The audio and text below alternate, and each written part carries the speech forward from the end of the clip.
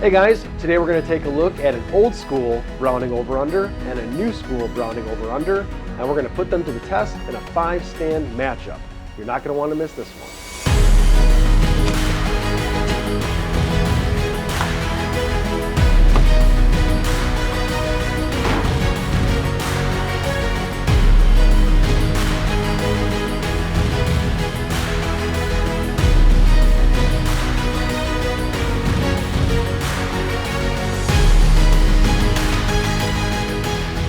All right, welcome back to the channel, guys. Today we're going to be taking a look at two Browning over-under shotguns, old school and new school, and we're going to put them to the test in a 5-stand matchup. Now, let's take a look at our guns here first. Now, first we've got a Browning Citori, and we've also got a Browning Superposed. Now, we've actually done videos on each of these guns individually, so if you want to learn more about their history, different models and variations that they came out with, as well as my opinion on these guns, please take a look at those previous videos that we have published out there. But for today's video, I really just wanted to kind of focus on what does it look like when you put these guns head to head, what are some of the similarities, what are some of the differences, how did we test these guns, and what were our final results, and what is my final opinion on which one I would take and which one I would leave at home. So first things first, we've got a 2012 Browning Citori. As you can see, it's unloaded. This one is basically wearing 30-inch barrels. It's got Invector DS chokes. The upper is a modified and the lower is an improved cylinder choke. The barrel is also ported. And it also does have your mid-bead sight and your end bead sight, and it's a high-vis sight on this model itself. Other things here is that it's got a 14.75-inch length of pull, so a little bit longer length of pull.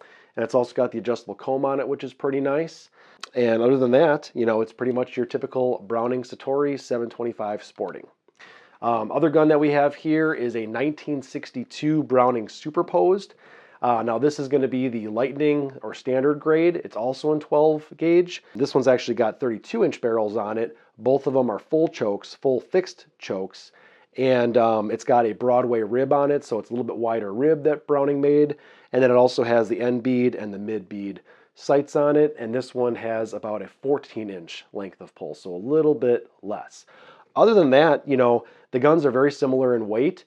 The Citori comes in at 8 pounds 1 ounce, and the Superposed comes in at 7 pounds 15 ounces. So not much of a difference there. And other than that, you know, they're very similar in design. Obviously, the Superposed is made in Belgium, and the Citori is made in Japan. But other than that, they're both very similar designs.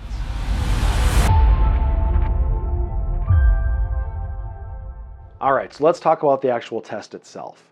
We went to the Waukesha Gun Club here in Wisconsin, and we used one of their 5-stand houses to really put both these guns to the test. Now, we shot 102 rounds total. Those 102 rounds were Winchester Super Target 8-shot heavy loads, so we wanted to keep it as consistent as possible in terms of our ammunition. Conditions-wise, it was 28 degrees, it was snowing, it was windy, so not the best conditions for a test like this, but we took what we could get. What we did is we did two different tests. The first test, we shot 52 rounds, 26 rounds each, and we wanted to use the exact same pairs and clays for each gun. So what that looked like was I picked up the Citori, I shot my 2 shots, exact same frame then, put it down, picked up the Superposed, shot the exact same, and then went back and forth. And we did that for 26 rounds each, or 26 shots each. Now the second test was a little different because I decided, you know, going back and forth, picking up a gun, putting it down, picking it up, putting it down, and also going relatively quickly, that was a bit of a challenge, and I don't think it was a very fair test. So then I went back and I did another test, and I shot 25 rounds straight with the Citori, and then I shot 25 rounds straight with the Superposed. So those are the two tests that we took. Now let's take a look at the results. Now before we get into the results, I'll just let you know I am basically an average Joe shooter. I am by no means, you know, even amateur or expert. I go out, I enjoy shooting, I shoot leagues. A lot of what I shoot actually is the Model 870 pump. I also shoot, you know, the 1100, 1187, the V3, a lot of different Remingtons, right? So that's a little bit about my background. I don't shoot a lot of these over-unders. So I average about a 42 out of 50 if you take a look at the last couple years of my league scores. So I'm shooting right around 84%. So I at least want to get that out there. The results were a little surprising actually. Considering these guns are actually 50 years apart in manufacture date, I would have thought that one would have been a lot better than the other. However, the results didn't show up that way. Surprisingly enough, with the superposed, I shot 22 out of 26, or about 84%. And with the Citori, I shot 20 out of 26, which is about 77%. So I actually did worse with the Citori than the superposed, which again, I was a little surprised about that. Then with the second test where I shot 25 rounds straight on each, I shot 21 out of 25 with the superposed, and then I shot 21 out of 25 with the Citori. Now 21 out of 25 is also right around that 84%, which is actually my personal average. So it was very consistent and everything lined up very well. So, to me, having those results, using the same ammunition on the same weather conditions, on the exact same clays, and getting that tight of, I guess, a group in results and having the scores being as close as they were, I was very surprised, considering these guns are 50 years apart. So that was the results themselves. Now let's actually get into some of the differences that I felt when I was shooting each gun, as well as some of the similarities, and then wrap it up with which gun I would choose if I was going to be doing a 5-stand match.